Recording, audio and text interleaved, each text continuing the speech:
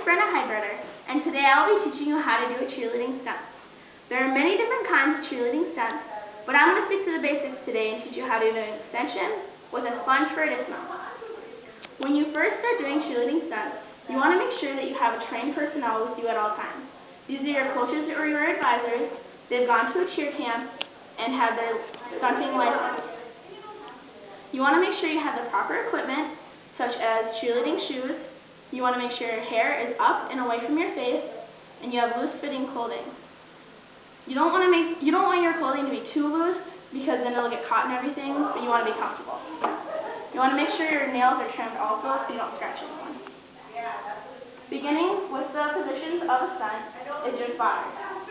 This is a person who's not actually in the stunt themselves, but they're there in case anything goes wrong. She'll have her hands up and ready to catch if necessary.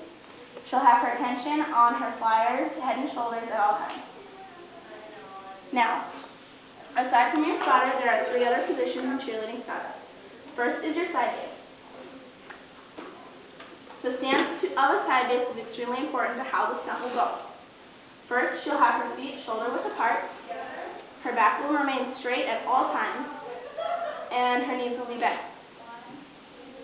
Her hands will be at her belly button with her elbows in and her palms facing towards the ceiling. On the count, she will dip and drive her legs or her elbows all the way up and lock.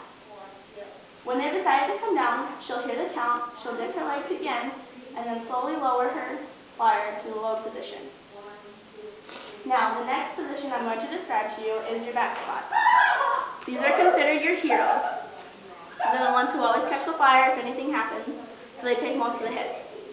They're always in control, so they call all the counts, and they have to be attentive with their spotters, just in case anything should go wrong.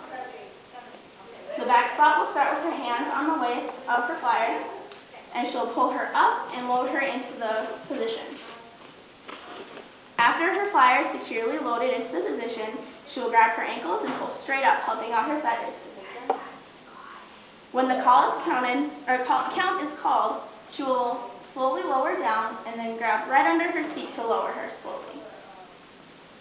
Now, the final position I'm going to describe to you is the flyer. The flyer is the top girl, so she should always have a smile on her face, look super confident in everything she's doing. She'll start with one foot in her side base's hand, and her hands will be on the shoulders of her side bases with her elbows pointed up towards the ceiling. When the count is called, she'll dip and load into her other base's hands and hold all of her weight through her arms. When the flyer feels her side base's dip, she'll stand up and pull everything super, super tight together. On the next count to dismount, she will lower herself, bending her legs and catching her weight through her arms again. Now, if the flyer ever feels like anything is going to go wrong, she should always fall backwards. That's why we have our back spot and our spotter. Now we're going to show you the stunt.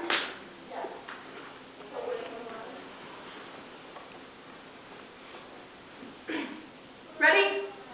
Down, up, 1,